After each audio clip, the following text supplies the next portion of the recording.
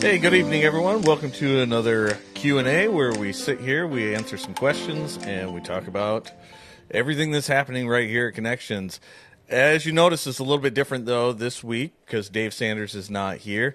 He's still sick. He's still battling some things. He's getting better, hopefully, and we'll hopefully see him soon. But we wanted to jump in and have another episode of Q&A. But this one's going to be a little bit different where we can talk about who we are as a church, answer some questions that maybe you have that will give you kind of a peek behind the curtain. So tonight it's going to be a peek behind the curtain on who we are as individuals and who we are as a church. It's going to be pretty exciting.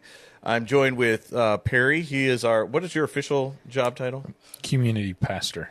Community pastor? Community life pastor, community pastor, something like that. Yeah. So Perry is our community life pastor, and we've got Kristen. She is our kids ministry pastor. So we're excited to have you guys here because a lot of times in these Q&As, you guys are not here. So to hear your insights is going to be pretty important to have kind of a holistic view of who we are at Connections. Cool. But I thought we'd take a moment just kind of to start things off, maybe give people a little bit of that peek behind the curtain into you as a person, maybe who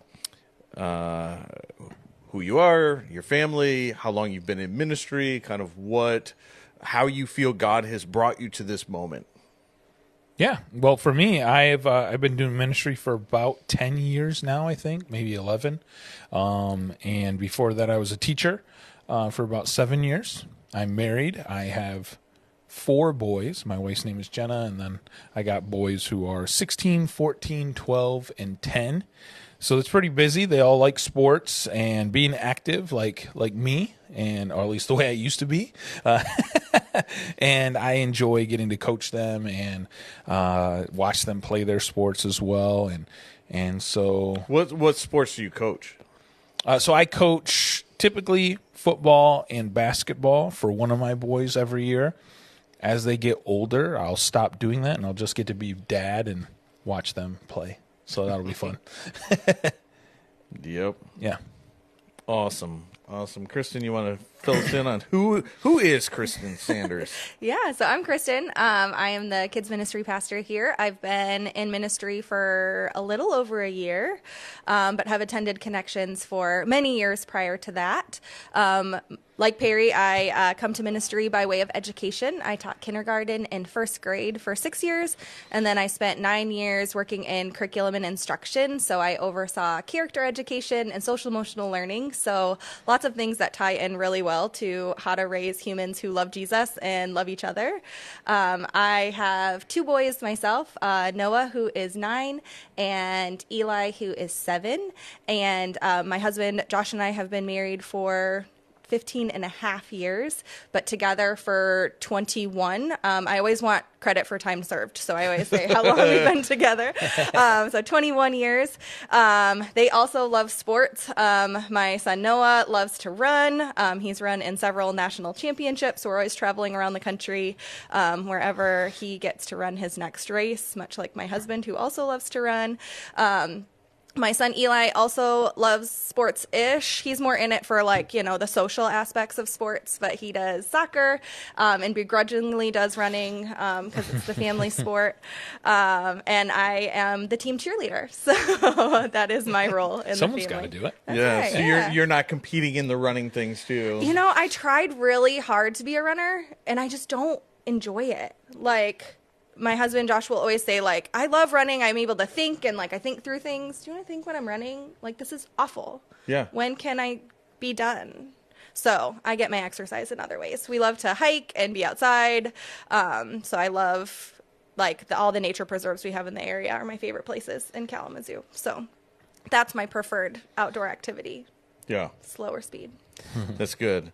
And just so people know, there is a connection you have to Dave Sanders, though, because... Oh, yeah. So I am married to Dave's oldest son, Josh. So I am So you get that insight. Dynasty. Yeah, you get that insight into the Dave Sanders that nobody else really gets. Yeah. So I've known Dave since I was 16 years old. So good. So we'll be able to maybe spill some tea here. Maybe. Yeah. Dave, if you're watching, maybe you should be a little nervous. Yeah. Jump in the chat right now. Let's find. Yeah. Spill some tea on Dave Sanders. That's right. Yeah. I do want to kind of jump into some of these questions that we've got because I think they're going to give us some good insight into a little bit more about who we are as ministers of the gospel. Right? We've each been called to be full-time ministers of the gospel here at Connections. But what is one of the hardest things that you've encountered since being in full-time ministry? This can be very personal to you as an individual, because I know there are challenges that we face that are unique to full-time ministry. But as we peel back the curtain and the onion for people to see, what are some of the things that we are really challenged with? Yeah. So for me, one of the things that you don't realize until you're in full-time ministry is how wrapped up into your church or your ministry you become. When you have a church that you attend and that you volunteer for, that you buy into the mission and the vision, like all that becomes very important in your life for sure. But there's certain things that will never be tied to that ministry or that church until you're actually on staff. Even more so for my family, where we've been a primarily single income family the entire time that we've been married. And so as a result, if anything happens at the church, like it directly affects everything about us. And so 2 times, this is my 3rd church. I hope it's the last one that I am ever at. Like I hope that I get to spend the rest of my days in ministry here. Because whenever you leave a church and you are in full-time ministry, it's extremely difficult. Because when something happens, whether it be, there's a disagreement in the church or you get laid off or whatever the thing could be that removes you from the church, you don't just lose your job, which is something that happens. You lose your stream of income and all that kind of stuff. But just like in any other church, you lose, all the connections with those people. You lose that place where you invest so much time. And for me, oftentimes the people that I work with become my closest friends. Many of the people within the church become really close. It becomes a lot like family. And oftentimes I feel closer with the people of my church than I do even my own family sometimes. And so the most difficult thing for me has been, if there's a reason that for whatever reason my family is moving to the next place, severing those connections with the people who are there, moving to a different place and having to recreate new connections is very difficult. I've moved a lot as a kid. I can make those connections, but it's constantly kind of restarting. Whereas if you're attending a church and for some reason something happens, you can at least keep your home typically. You can typically keep your job. You can typically keep your school. If you choose to, unless you're like, all right, well, I don't like that church, so I'm moving, to a totally different area. That doesn't happen very often. Whereas when you stop working at a church because of one reason or another, it typically requires you to move your entire family. There are some occasions, you've experienced one before, where you could find a church in the same area, but a lot of times you have to plant yourself in some other area if you're going to continue to do ministry, and that's really hard. Yeah, and you said you moved around a lot as a kid, and that's one because your dad was also in full-time ministry as well. Yep. And that was, as a kid, that was the hardest part too. It's like, oh man, I've made so many great connections here. This is my church. This is my school. This is my home. And then all of a sudden, all right, hey, we're going to go to this church instead, or this different ministry for one reason or another. And yeah, it was completely uprooted and trying new things. And I think as a parent, one of the most difficult things is when you're having that conversation with your kids who have their friends and their lives. They're much younger. They're not going to process it as well as you are as an adult. And it's hard for me as an adult. So to, remember what it was like to be them, it's very difficult. Sure. Yeah. Now, Kristen, you said you've only been in full-time ministry now for a little over a year. Yeah. We're thrilled to have you on staff. We Yes, absolutely we are. love having you around. You bring so much good to the table. But it doesn't mean over this past year you haven't started to see some of the challenges that being in full-time ministry can have. What's something maybe that you've experienced that you're like, man, that I didn't anticipate that. I didn't expect it to be this hard. Yeah, I feel like thankfully I haven't had any like insanely hard moments in my first year of ministry, which God is so good for easing me in. But I feel like for me, the hardest thing that I've encountered so far is just like the weight of responsibility for shepherding kids and helping support leaders who are raising up this next generation. Being a parent of kids who are within this ministry, I deeply feel the responsibility that we have as parents and as leaders in Connections Kids to really ensure that we're providing parents and kids with the tools that they need to know and love Jesus. And so I feel like it is such a huge responsibility that I feel blessed that God has provided me the opportunity to really take on. But it also is like stressful because you don't want to get it wrong, right? So sometimes it's hard to know like where is that big thing to focus on when they all just feel so incredibly important, and you want to make sure that you're providing the right things that are needed at the right time. And sometimes the perfectionist in me really struggles with like not wanting to get it wrong because it feels so incredibly important, and I don't want anything that I do or I don't provide to be that difference maker for kids in feeling comfortable at Connections. Yeah. Yeah. Good stuff, though. Good stuff. If I look at this question for myself, it's interesting because I'm now going on. I've been in full-time ministry now for just about 19 years. So it's been a very long time. And one of the challenges I'm not sure people see often is Sundays when people come here to be fed. We are in constant work mode, right? We are in go, go, go, and we are trying to make sure that everything runs smoothly, that we're providing everything that we need to for that Sunday morning, and we fail so often as full-time ministers to realize that Sunday is also about us being fed. And we need to take that time to connect with God. It's not just a work day for us to go, go, go, but to actually take those moments and really experience what God is calling us to do. And I think that's a real challenge for someone uniquely positioned in full-time ministry to say, okay, yeah, I work at church. I'm surrounded by godly things all week long, but am I really being poured into? Am I really being fed and being intentional about that? I think that's one of the most challenging things that we face from week to week. So if you're out there watching, please be praying for your leaders in your church. Every single week, we are human just like you, and we need that. We need that support and that prayer. But let's jump on, because there's more important things than just us, right? More important things. But so as we look at our church, I think we're doing some really amazing things here. We're in a very good season. We're in a blessed season right now. We're seeing growth in our church. We're seeing exciting things happen. But when people ask, what makes Connections different than all the other churches in our area, how would you respond? Kristen, I think it'd be interesting to hear your thoughts because you chose this church without getting hired first. It's true. That is true.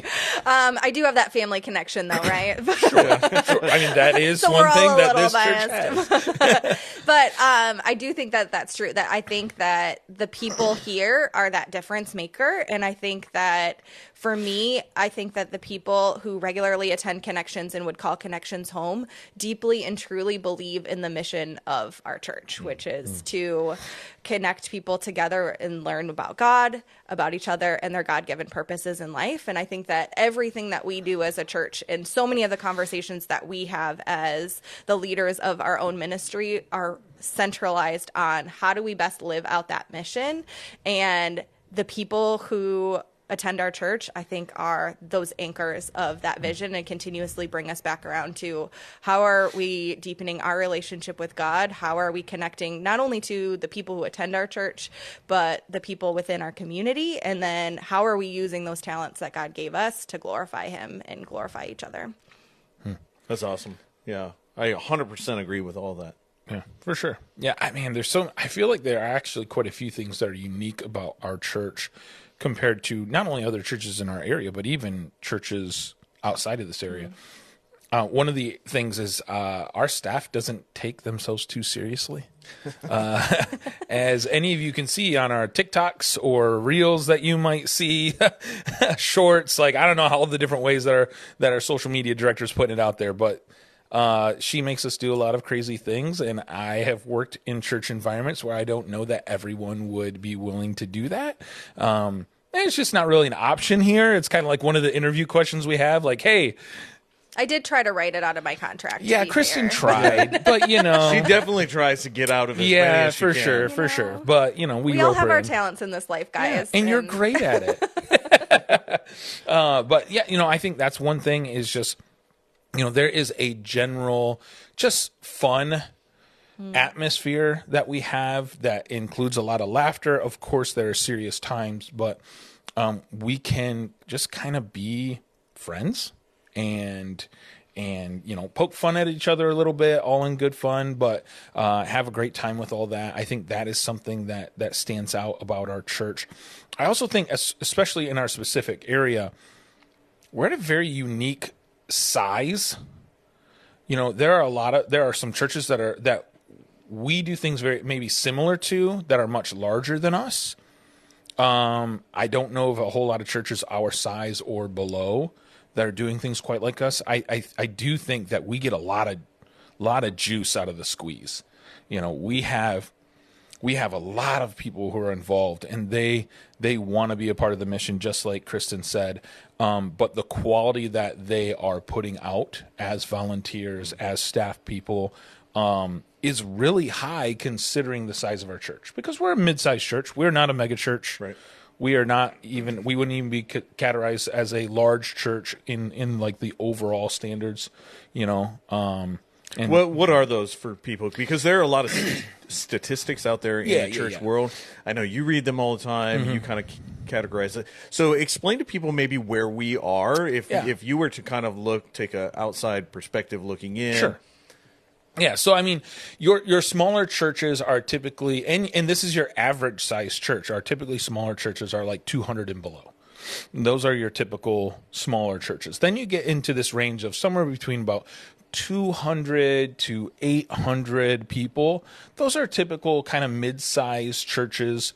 A larger church would be somewhere in that 800 to maybe 2,000 range. That's a pretty large church. And then you have the mega churches, which are so I don't know exactly what that number is, like when you cross that threshold to being considered a mega church, but somewhere north of 2,000. If you're counting your numbers in the thousands. Yeah, maybe. is it 1,500? Is it 2,000? I don't know, but it's somewhere in that range, and those are really large churches. And just like anything, right? When you have more people with more gifts and more talents, you're going to need more staff people.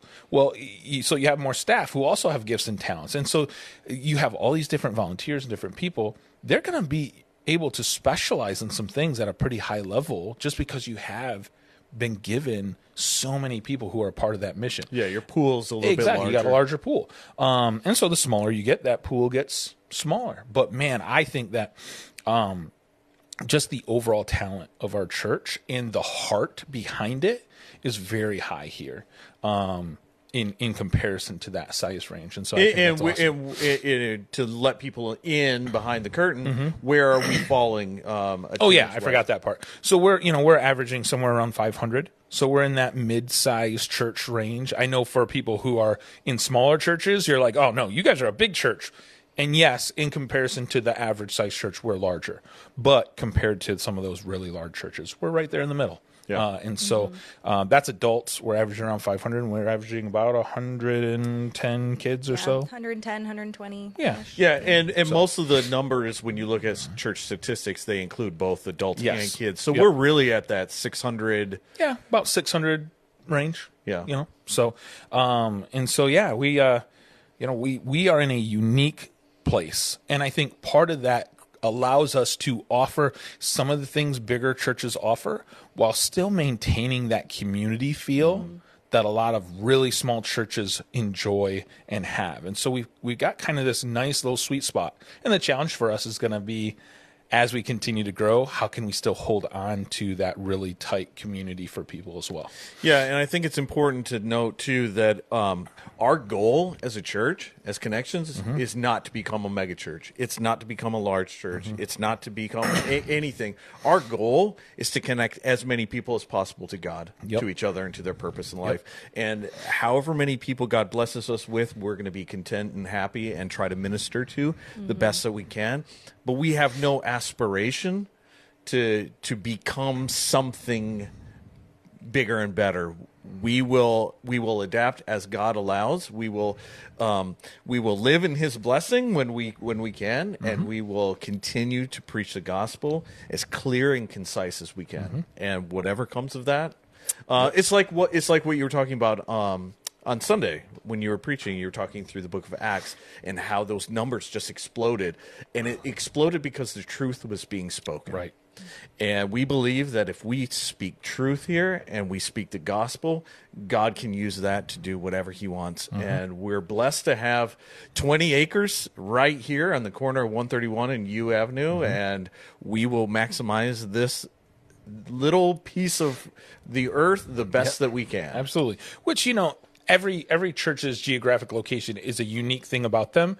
But something that's kind of unique about our location is, although we have a Schoolcraft address, we're uniquely positioned that we get people from all over the place that come here. That, again, churches our size don't typically get. You think of a community church even, which is, we're Connections Community Church. You often think of a church that's within the community of Schoolcraft or within the community of Vicksburg. But instead, we're getting people from Three Rivers, and we're getting people from Matawan and Kalamazoo. And we have people as far like Plainwell. Yep. All the way up to Lawton. Plainwell. Yeah, we've got quite a few from Lawton, and we have some from Paw Paw. We have all the way as far east as Marshall. Yeah. We've got people who are coming from all over the place, but because we're united along that same mission, and we found something here that God has called us to. Right. So that is another unique thing. Agreed. Okay, well, let's keep jumping in. This one, I'm going to kind of direct this question mostly towards Kristen because, one, we don't get to see Kristen often on Sundays. Sundays are a little chaotic for you because it's wrangling volunteers, it's wrangling kids, it's keeping an eye over what's happening because kids ministry is like running a whole separate church. Yeah.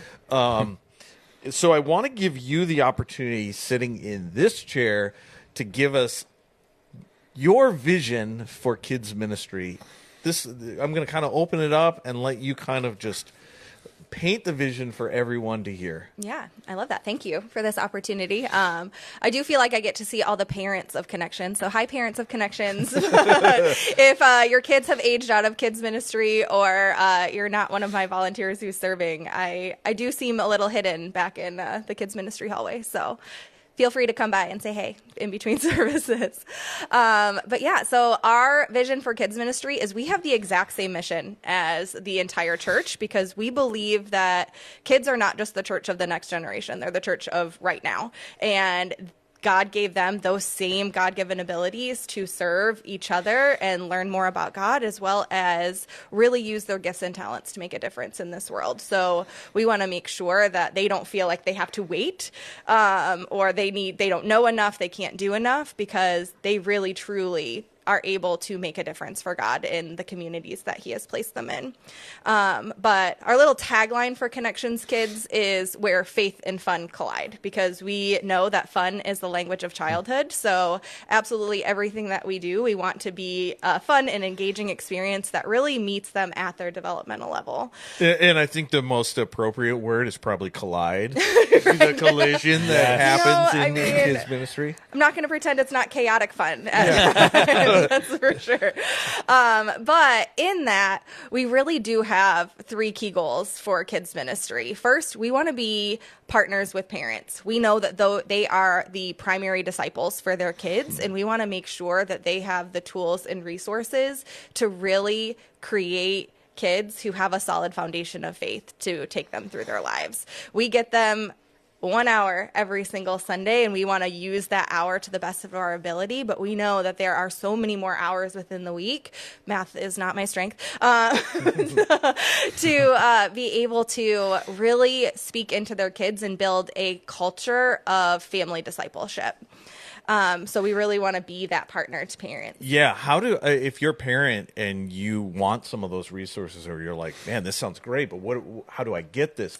What's the best way for the parents to get some of those resources? Yeah, so every single month, kids get sent home with a calendar of activities. So typically, there are 3 to 5 activities each week.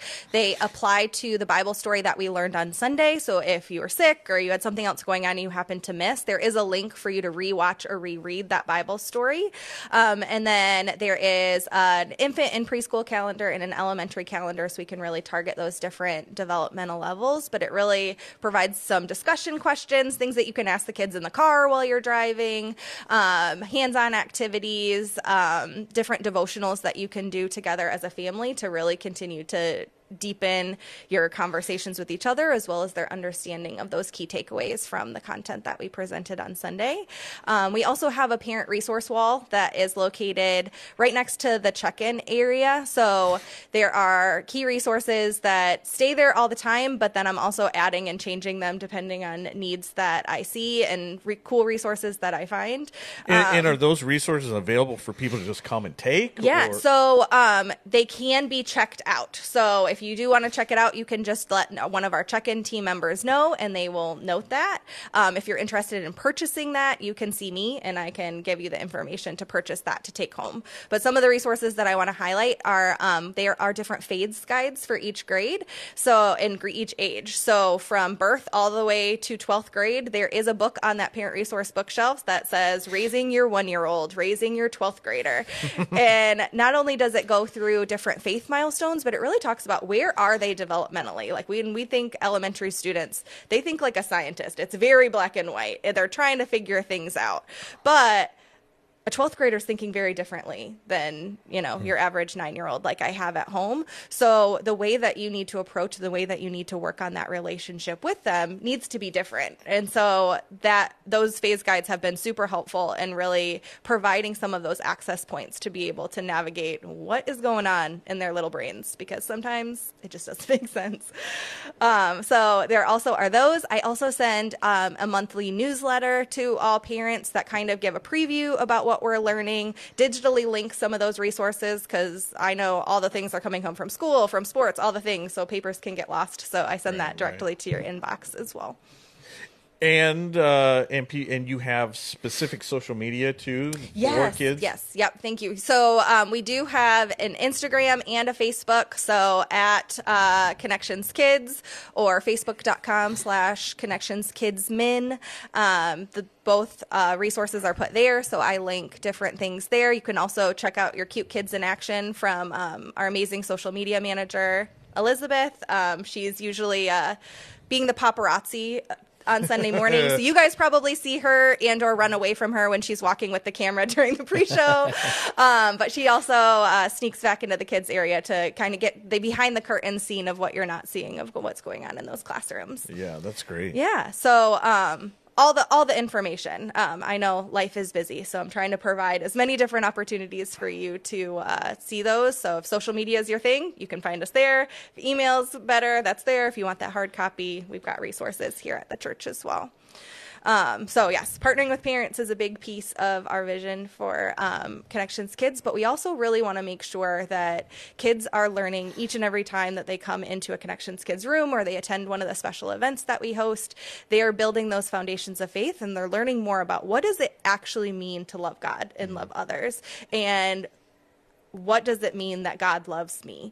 Because those are really like hard concepts for kids to understand. So we want to make sure that everything that we're doing is providing those stepping stones for them to hear the gospel and to see that God really loves you, not just like mom, not dad, but he loves you even when you've had a tantrum, even when you didn't get the good grade on the test, even when you didn't make the team. He wants to know and have a relationship with you. So we're providing those opportunities for kids to see that in a way that really speaks to where they are and who they are.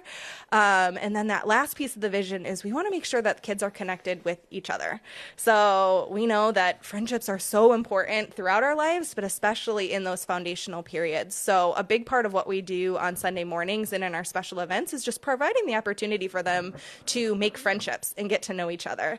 We always start each Sunday school class with just a time for them to have fun together. It's not, tied to a standard. It's not tied to some sort of like big, huge outcome, but we want them to really be able to make those connections. So there's somebody that they're excited to see when they come on Sunday mornings, whether that be a kid or an adult or ideally both, that they have that regular face that they can anticipate and really have those connections that are friendships throughout their life. I was really lucky enough to grow up in a church where some of the friends that I made in that church are still my best friends to this day. And it is my hope that that is the same outcome that each of our kids have, is that they are able to have friends who believe in Jesus and want to work together for that mission together, even in preschool, even in elementary, or even in middle and high school. Yeah. To peel back the onion a little bit more, and just to give a little bit more transparency and clarity on some things, you talked about each week getting the kids to know God in a very specific way. Can you give us a little insight on where you find the curriculum, what you use, what are the resources that we use to make sure that message is clear?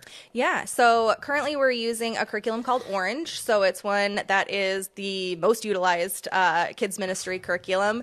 And the reason it's the most utilized is because it's really dynamic in what it provides. So Perry was talking about different church options, and it really does provide more options than you could possibly use on a Sunday morning, which really allows me and my leaders to really provide what we feel like is going to best suit the kids that come to us, because we know kids come from a variety of different backgrounds and have a variety of different needs. So what they need is going to be different from week to week. So we do use Orange curriculum. So that provides all of the activities and lessons. So when kids come in, we do welcome and an opening activity and a game. In all of our classrooms each month, they learn a Bible verse. So in our preschool classes, that has a video, that has sign language, so they're able to really provide that visual. In our elementary classes, we take that a little bit deeper, and we're also working on learning the books of the Bible. In our younger elementary class, we're really diving into how to navigate the Bible and how to find information in the Bible in our CK4 class that meets at 9:40. But each class also is told via a Bible story video. So the responsibility of the leader is to really be able to engage in conversation and application of that. But the actual Bible teaching is presented in a really consistent message with a Bible story video that is they're really fun for even the leaders to watch. They're really well done. So that way they're able to get that connection in a way that they're able to connect with. But then the leader is able to really connect and dive deeper with the activities that they do. So after they watch that Bible story video, they might play a game where they're answering questions. They might do a craft. They might do both depending on the week, but they're able to really take that to the next level of, okay, so I heard this in the Bible, but what does this tell me about Jesus, and why is this important to me? That is the ultimate thing that we follow up with every single lesson, is what is this actually teaching me about who Jesus is, and why is this important to me in my life right now? This is not just a book of stories of other people. We are always consistently pointing to Jesus. Even if we're talking about Moses, what does this say about God's love? We're not focusing on Moses and whether I want to be like Moses. I want to really think about what I see in God in this. And so that is our consistent focus. So that way they're able to not just see who they want to be, but they're able to see a really consistent picture of God throughout Scripture. Yeah, that's cool. And your leaders, you kind of mentioned the teaching responsibility. Some of that is taken off of the leader's shoulder because of these videos. So if anybody has been kind of on the fence or is like really considering wanting to help out in kids ministry, how would you encourage them? What would your pitch be to them right now to try to get them to come Honestly, on board? my pitch is if you're even feeling a stirring at all about checking out kids ministry, talk to me. We just got to run a quick background check, make sure that you're good to go, and I can partner you with either me or one of my leaders, and you can just see what it is. Because I feel like if you step into one of our classrooms, you're going to see that connection. And I can talk to you all day about the benefits of volunteering in kids ministry, but I think once you actually do it, you're able to see that anybody is able to speak to these kids, and God has given the gifts to anybody to be able to share about God, and nobody's a better audience than kids. Because one, they're silly. So you can be your silly, goofy self. You can have lots of fun with them, but they're also so forgiving, and it's okay if you don't know the answer. So if they ask you a question that you don't know, it's okay to say that you don't know. Let's find that answer together. Let's talk to Pastor Dave about it or talk to me about it. So that way you don't need to feel like it's this black and white thing of like, I don't feel like I know enough to teach, because you have the tools and resources to do that, and they are learning just like we are. Right. And even all of us at this table don't know everything about every question that a kid or an adult might answer. So definitely come check it out. So many of my new volunteers say, oh, this is so much easier than I thought. So that's my favorite thing to hear. But it is not stressful. It's fun. It's fun. It's fun. It's fun. And I think it's going to lead us really good into our next question, which I'm going to kind of turn more towards Perry. But what is the best way for someone to get connected right here at Connections? Yeah, so that is such a multi-layered question. Yes, it is. Because there are so many ways to get connected here. You know, everything that Kristen just talked about were ways that kids especially can get connected, but not just kids. Like, adults can get connected in kids ministry by serving there, by connecting with each other, by connecting with the other kids who are there. Everything that we do here is really aimed towards helping people do just that. Although Sunday mornings, like our main focus is helping the vast majority of people connect with God, we also want people to be connecting with each other. And so I guess it really depends on what someone's looking to get connected with. Because that's in our name, right? Like everything we're doing here. So basically, the first thing that I always encourage people to do is just come and check it out. Check out our church services, check out what we have available online, get to know just the character and the personality of our church. See if this is a place that you think that you could get connected with, and not just coming in and coming out every Sunday. That's where you want to start. But our whole mission as a church is to do this together. And so if you're called here, or called to any other church for that matter, you're called there to be a part of their mission and to help accomplish that, whatever mission that God has given you as a church. Because the church is the people. And so often we think of the church as like this organization or like this, corporate entity. And it can be easy to see it that way, but really it's us, the people, gathering together. And the reason why we have different local churches is because we've been called to a specific place for a specific time to accomplish a specific mission. And so coming and just checking it out to see if you fit there, that's step one. Then from there, we have lots of resources for people to take a next step after that. And that next step can look different depending on who you are, what you're interested in. We have a specific class that helps people with that called the Next Steps class. That is really important to just kind of give people an idea of like what's available. A lot of churches do classes like that.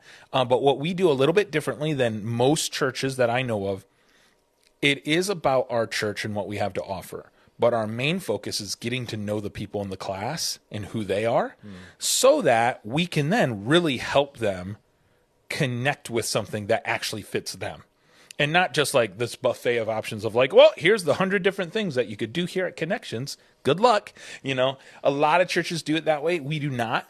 And so that class is super helpful. Because in that, if I'm not mistaken, you run things like spiritual gift tests or some other assessments that help identify within each individual where God is gifting them, right? Yeah, so within that class, we have we'll call it 2 different assessments that we do.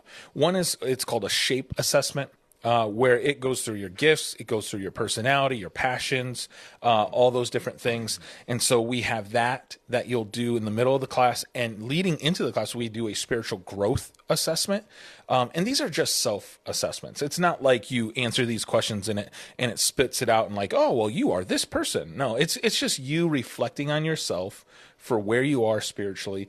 And the reason why that helps us is because we can take your personality and your gifts and your passions on one hand, and where you are spiritually, mush it all together and give you some really clear next steps that you could possibly take. So if you're new to this whole thing, we've got different groups and different classes that are available for people who they're still just trying to figure this Jesus guy out. And then we got other opportunities that are for people who are like, nope, I'm all in. I've been here. I've been doing this. I and even know what my gifts are. I just need to figure out where to use them. Like, okay, we've got some opportunities for you as well. And so all the different things that could come up from that class are the different ways you can get connected here. And so there are groups that meet throughout the week. We got the Connections Bible Institute we just started, which is another great opportunity to connect with people, but also connect more with God. It's a deeper dive into really kind of, all right, what do these Bible passages really mean? Like, how does this apply to my life? How can I actually understand what I'm reading here? You know, so that's a great opportunity that Dave's been working on. Volunteer opportunities, that's a huge part of what we do here, because we're able to use our gifts and our passions within the church to help each other out and accomplish the mission that God's given us. But not every volunteer opportunity is the right one for everybody, so we try to narrow that down for people as well. So those volunteer opportunities are huge. And then, of course, we have, just different events that we do. Sometimes those are maybe less intimidating because, like, if you sign up to volunteer, you're kind of committed to being there regularly, right? Most of our volunteer positions are either every other week or every week even. And so there's some stuff out there that's a bit more of a commitment, but then there's other things like we'll do a men's event or a women's event or a big church event like the Labor Day party, where we just kind of try to get together, enjoy being around each other, have some fun, and quite often there's some sort of a connection to God as well and how we're trying to follow him or learn more about him as well. So that we do those, I don't know, what do you think? Every quarter or so we have the big church events, and then sprinkled in there is maybe a women's event or a men's event here and there as well as just some other things. And then, specifically for our students, because a student could sign up for any of those things, and we want them to volunteer and do that kind of stuff. And we do. We have students that are serving in all sorts of different ministries. Absolutely. From the worship team to the kids ministry. Yeah, we've got greeters, people out in the parking lot, people in the cafe. Yeah. Like, they're all over the place. Like, we truly do value the next generation. Not to the point that we're not even just trying to serve them. We're trying to have them be a part of what we do here. And so they are welcome to be in just about everything that we have here, including a lot of our small groups. However, most of them don't get connected in our small groups. I know there's a few here and there. Most of them get connected more with each other through our youth ministry, which actually we're calling it student ministry now. Connection Student Ministry. Yep, the rebrand. So in our student ministry, we meet on Sunday nights. And this is a place where, again, a lot like kids ministry, it's basically another whole church service where you have volunteers and you have teaching and you have music and you have games. And it's just geared towards where they are. And so we meet at 4:30 to 6:30, and it's a great time. I get the privilege of being the interim student pastor right now. So we are doing a great job. I'm doing my best. Let's put it that way. But it is just another layer for how people get connected here. Right. And so we're passionate about all of it. And it's a huge part of our mission. And we love seeing people make all those connections because we see the dramatic effect that it has on their lives in such a positive way. Yeah. And I know that historically, and this is just things you hear from people in the church world, people who have gone to other churches. One of the critiques you constantly hear is, I just didn't feel like I connected, or I didn't feel like I knew how to get involved, or, it felt clicky or whatever. What are some things that we do specifically here maybe to help people find those avenues of connection, or to not feel like we're some sort of elite social club that they can't break into? So, I mean, we're very intentional about that in the way that, you know how Kristen said that you can get a hold of these parent resources in all these different ways. You can get connected with those different things that I just mentioned in a lot of different ways. It is posted all over our social media, all over our website, all over the place within the building. We've got these QR codes all over the place saying, get connected, scan here, and then typically at least once or twice during a service, we encourage people like, hey, if you're interested in getting connected with us, scan this QR code right in front of you, or stop by the welcome desk. We have all these different avenues. It all filters typically to the same form that we have, and that is also very intentional because it filters to me and our new office administrator, Elizabeth, and we just follow up with people. And we will always err on the side of, we're going to try to connect with you too much so that you don't fall through the cracks, than we are to just be, oh, well, we sent them an email. So we're going to send you an email. We're going to try to send you a text just to try to make sure that whatever it is you took the time to say you want to get connected with, that we are actually doing our part. And so, man, I have not had a ton of people come to me and say, hey, I signed up for this and no one ever reached out to me. I've had people say, oh, yeah, I signed up. I was interested, but I've decided that I just don't have time. Like, I've had people say that, and that's perfectly fine. And then we just take you off of our reminder list, and you can reach out to us again when you're ready.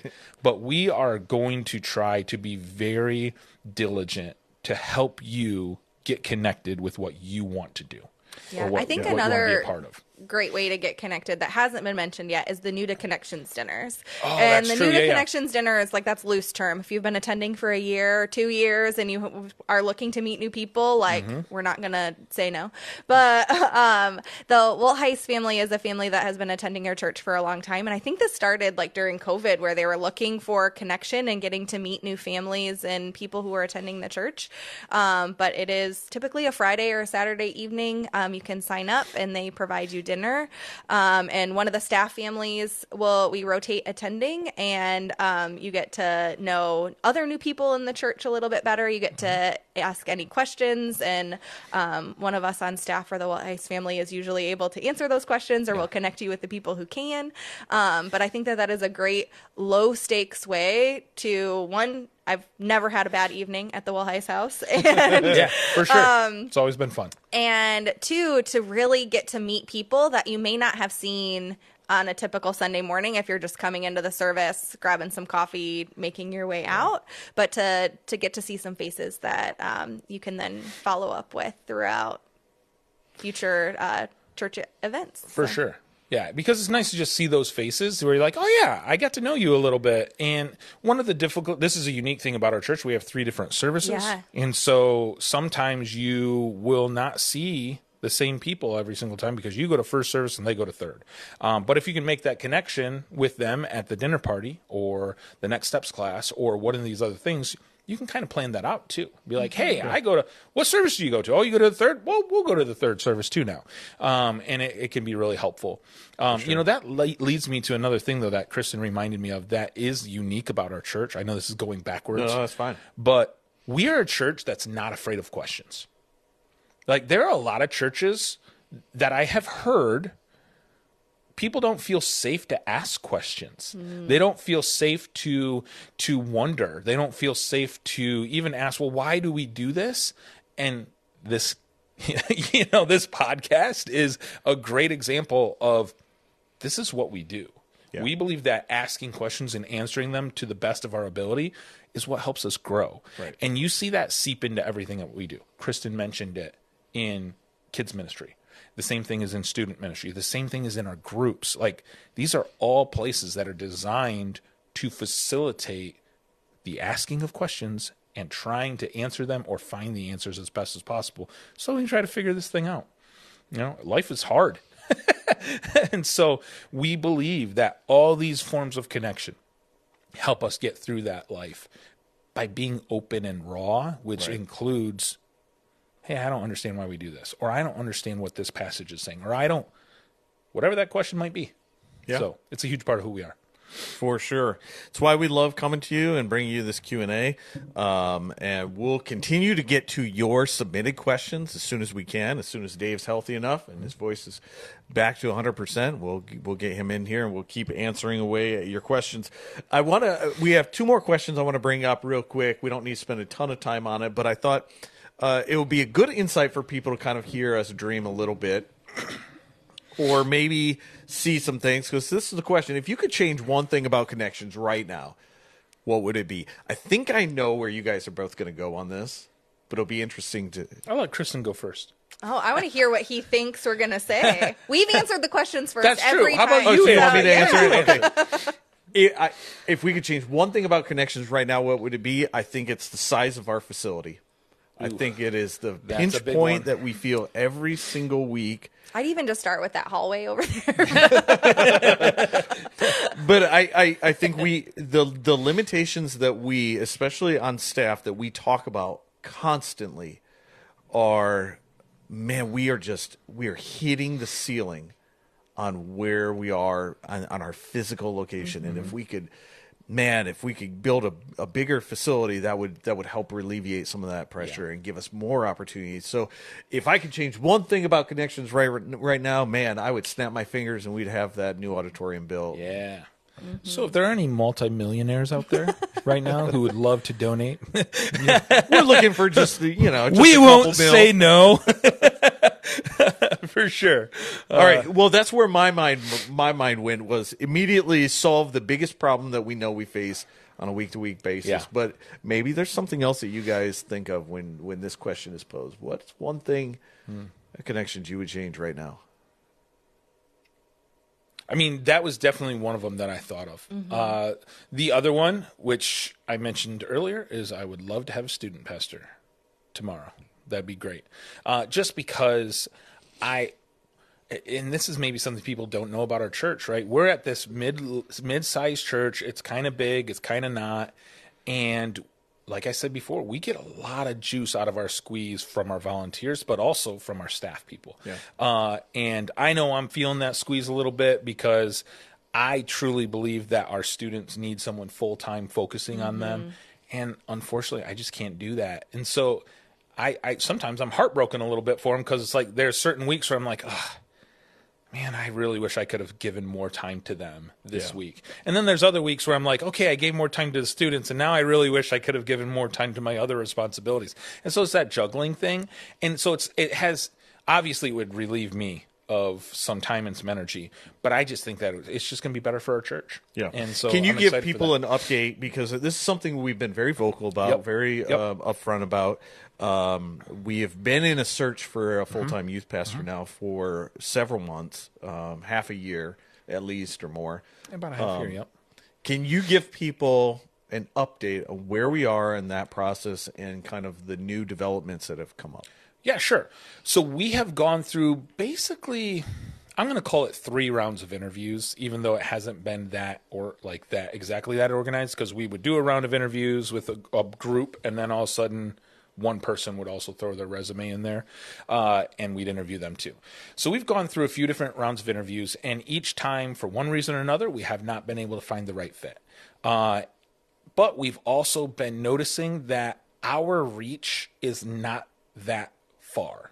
Like, as far as we as staff people being able to find and locate applicants, we are throwing it in with all the other things that we do. So we've made a very strategic decision. It was a big commitment to hire chemistry staffing to help us find someone. And so what they're going to do is they're going to do a lot of the legwork that we were trying to do on our own to help get us quality applicants that we can then interview. They're going to handle the first interviews, and they're going to send those to us. I think even a video of the first interview and all that kind of stuff. But So chemistry staffing, just so people know, Yeah. that's like a headhunting firm for churches, basically. yeah, they specifically focus on helping churches find staff people.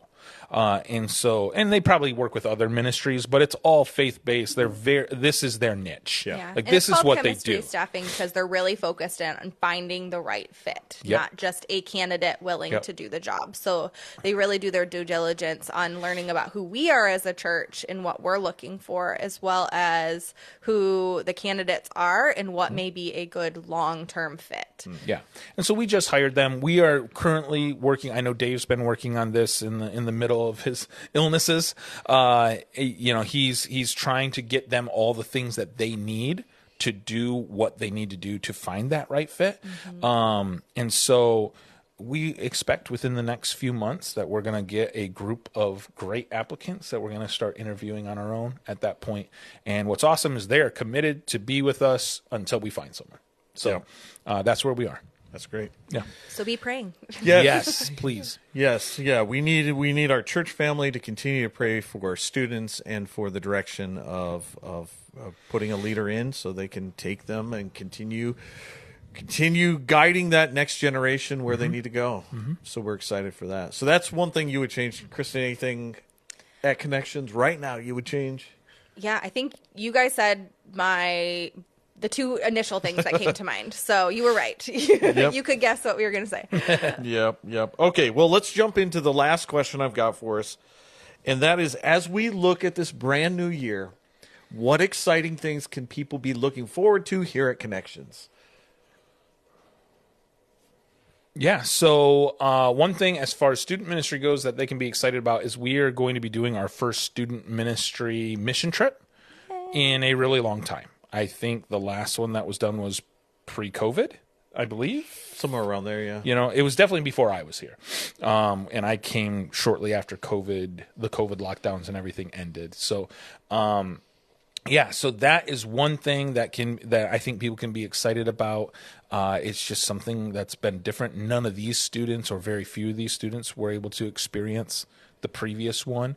And so I'm excited about them getting to try something new. We typically have done summer camps, which are awesome. We love it. We're going to be doing a winter camp here in just a little bit.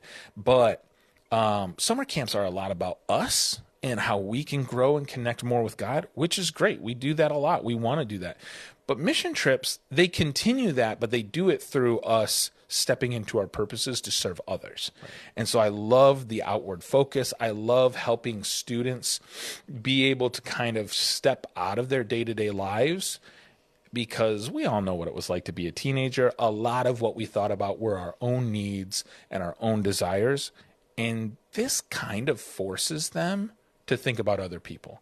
And so I'm really excited about the potential life change that could happen in their lives. Give us a little bit of details on that, like where you're going, what you're doing, and then how people can sign up. Yeah, so we're partnering with a group called YouthWorks that specializes in that. Everything that they do are student trips, like they're student-led or based mission trips. They have adults that are involved with that. We're sending leaders to help too. But we're going to be going to the great city of Indianapolis, Indiana.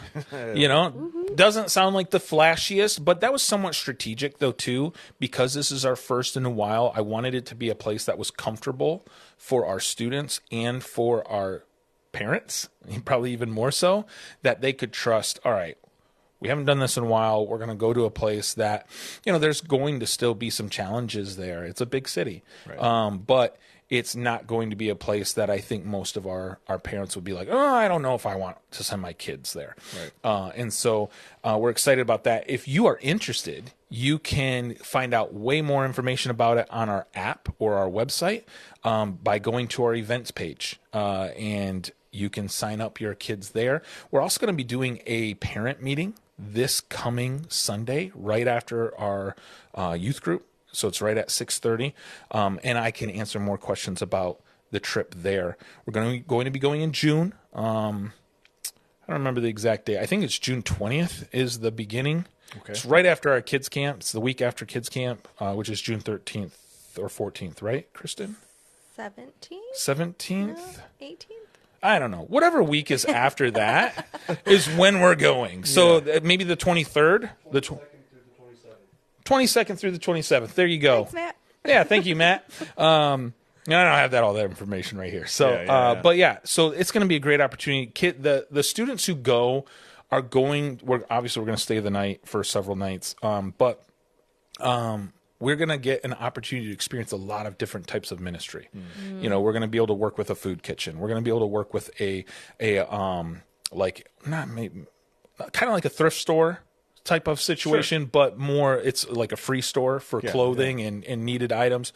We're going to probably get to work with either a local church or like the YMCA to do some things with kids in a kids camp type setting. So those who volunteered for that could go right into to it for another group. And, oh yeah, absolutely. And potentially some other opportunities like landscaping, or just the whole idea is just help people who are in need. Right. Yeah.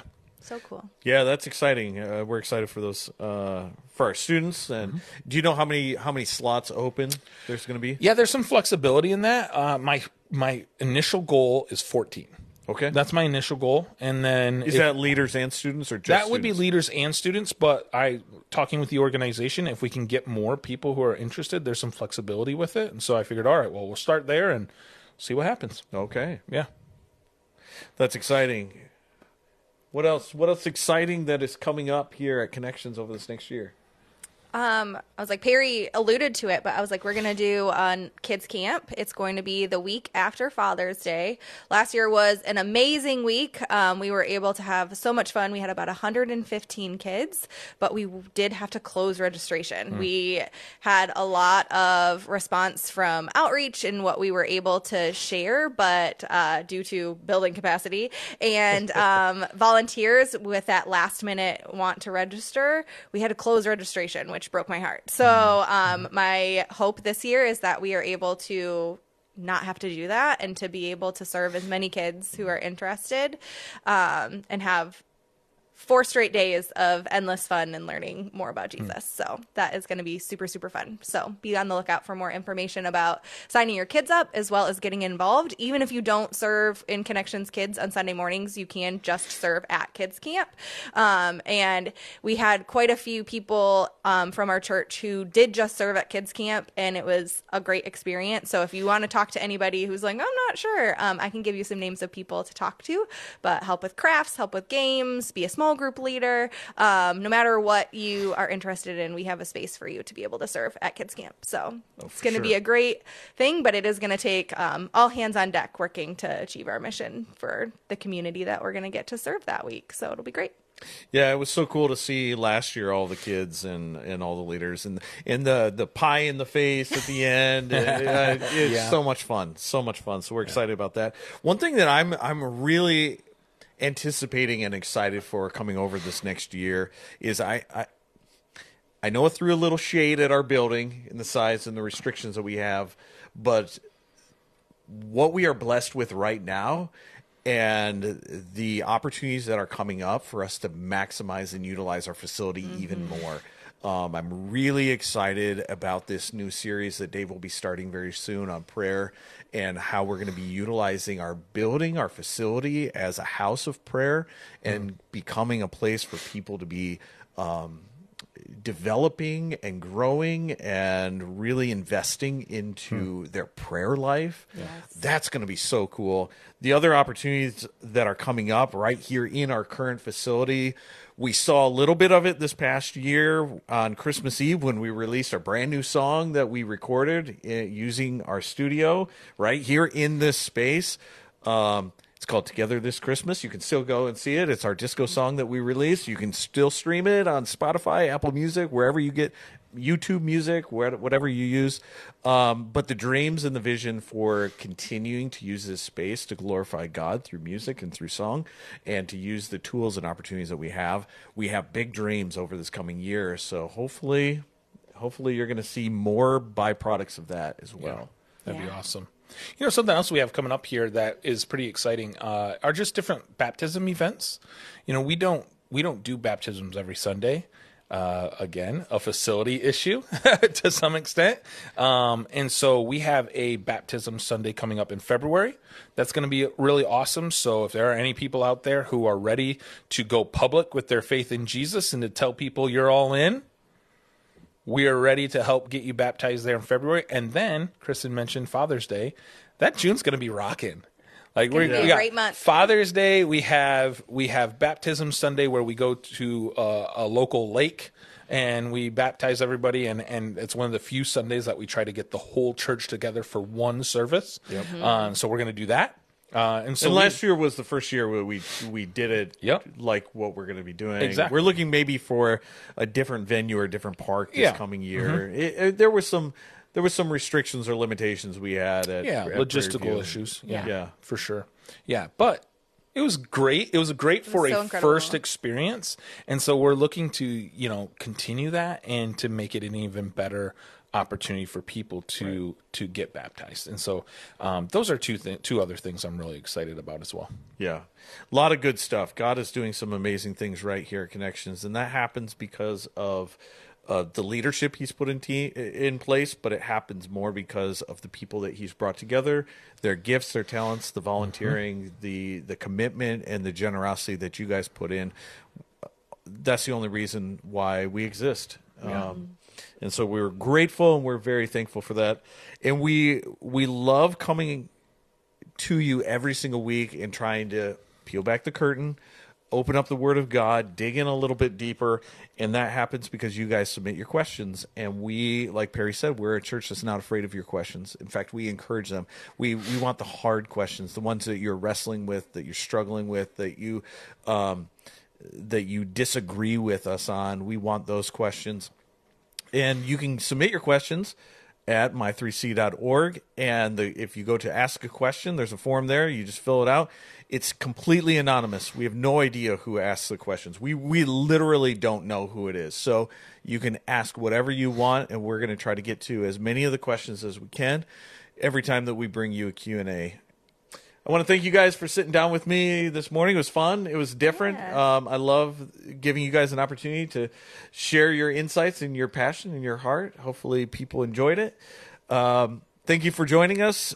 And we will hope to see you again on Sunday. We have 3 services that we provide Sunday mornings at 8:20, 9:40, and 11 o'clock. We always stream our 9:40 service. That starts at 9:25 with our pre-show, which is the best way for you to find out all the new information and announcements that are happening right here at Connections is through our pre-show. And then we wrap up with our post-show where we'll sit in these chairs and kind of talk through everything that we experienced that Sunday morning. So we hope that you join us with that as well. But until next time, we want you to know that here at Connections, we love you very much. But more importantly, God loves you. And we'll see you then.